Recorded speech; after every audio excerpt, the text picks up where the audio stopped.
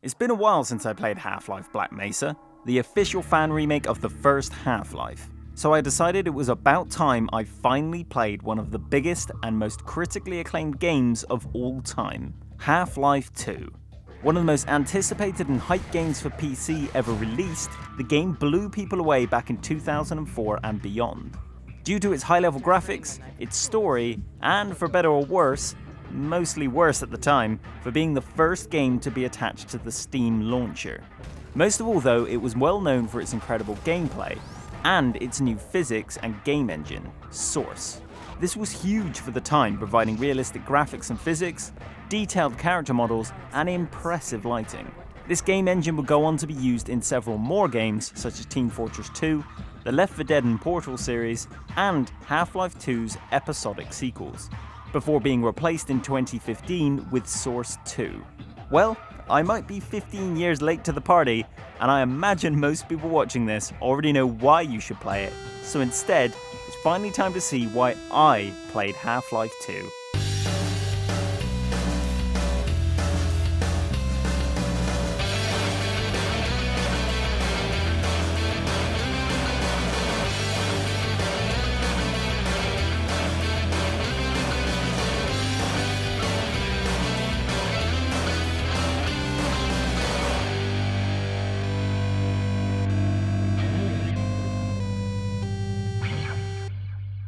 Half-Life 2 starts as any high-octane, pulse-pounding game should, with another fucking slow-moving train ride. Damn you, Gabe Newell!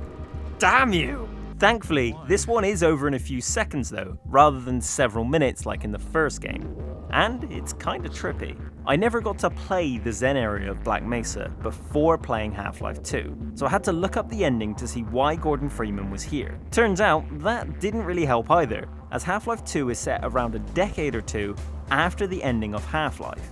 A character known as the G-Man puts Gordon Freeman into stasis and doesn't wake him up until the events of Half-Life 2. So the confusion the player is experiencing, the character does as well, which is a really interesting way to tell this story. However, for a man who has been presumed dead for 10 to 20 years, he seems to have a lot of friends, and no one seems very shocked to see him alive, or that he hasn't aged a single day.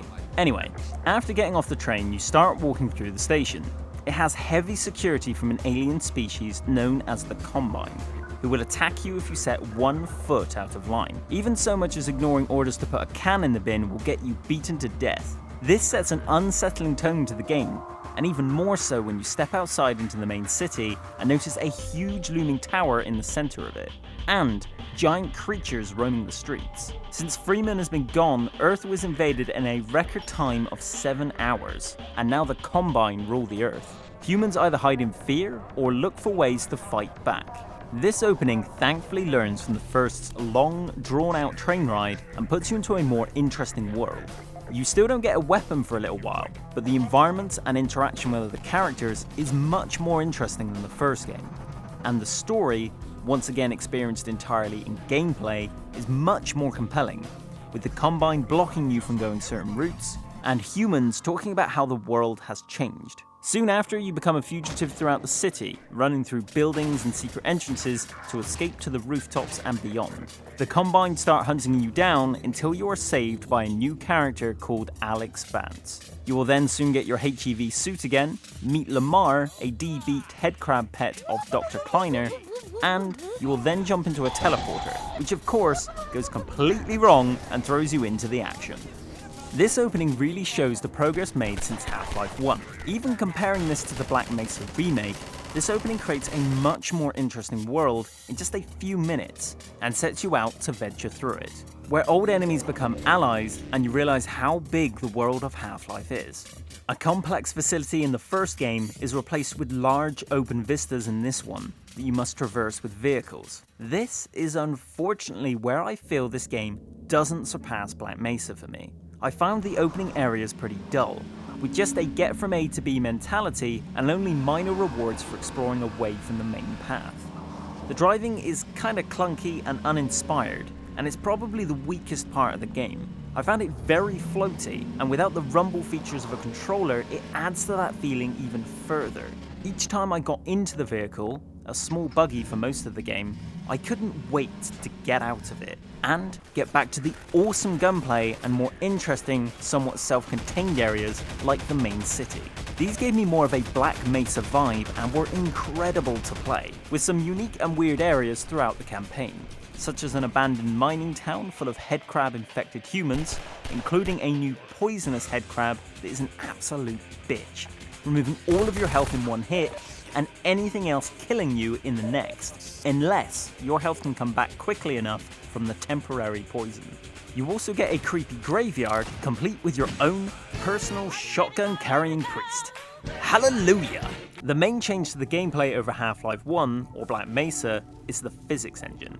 This was huge for the time of its release. It made many puzzles based around it, having to stack items to get higher, balance walkways to cross gaps, and use the all-new gravity gun. This weapon allows you to pick up most objects in the game and either move them around or fire them at 100 miles an hour in any direction. This basically in turn makes any random object into weapons, such as my personal favourite, saw blades. You get to fire into enemies, slicing them in half.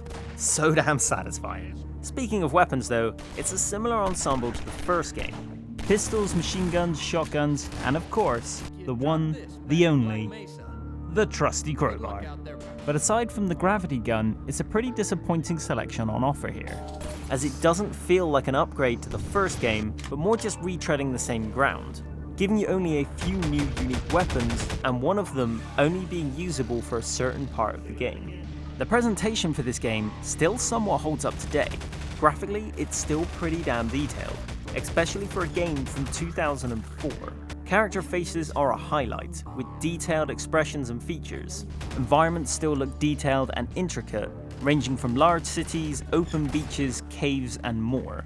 Enemies are pretty limited on character models, with each enemy type only having one or two options, but they do have good detail, and the music, although limited, is pretty atmospheric.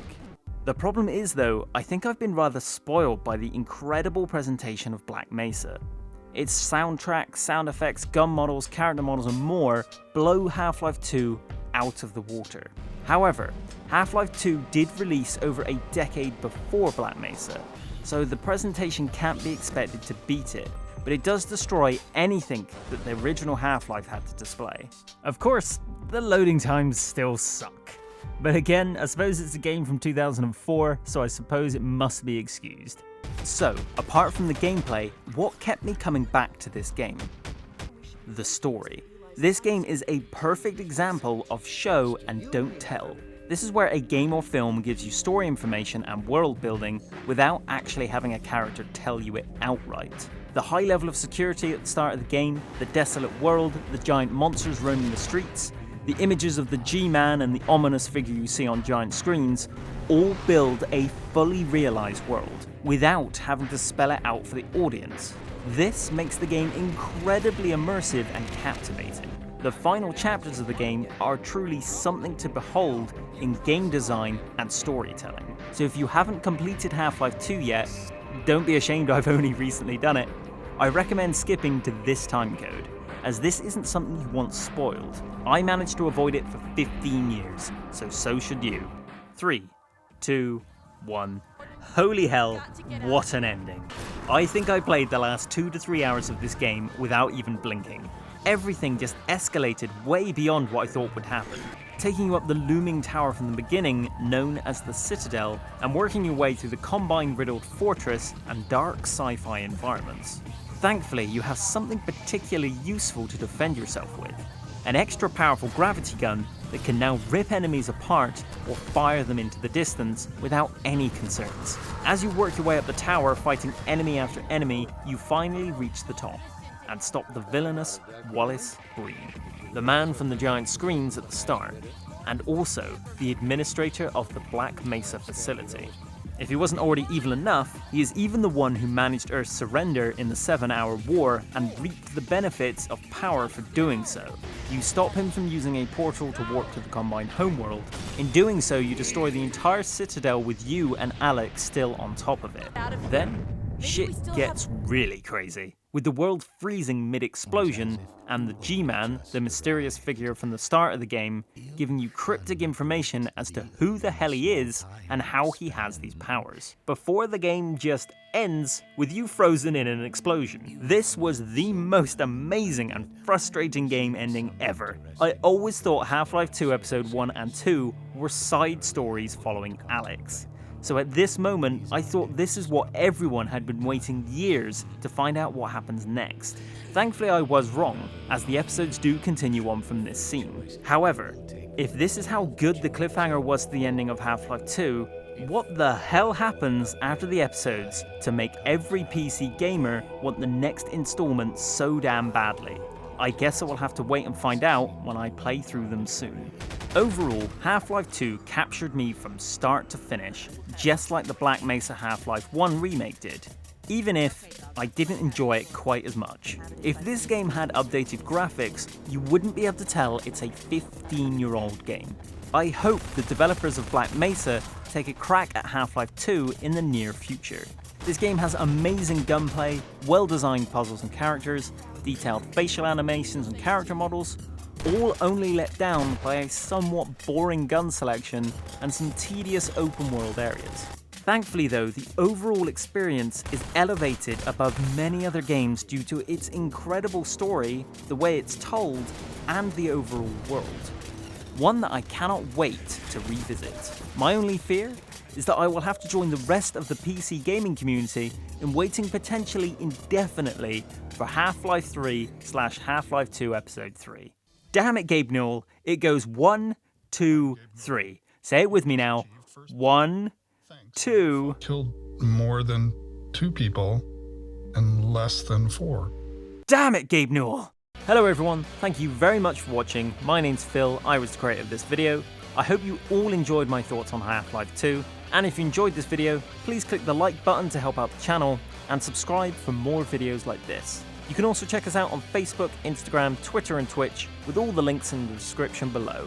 Leave a comment with your thoughts on Half-Life 2 and the rest of the gaming world below, and if you fancy watching more, there are more videos on screen now. Until the next video everyone, thank you very much for watching.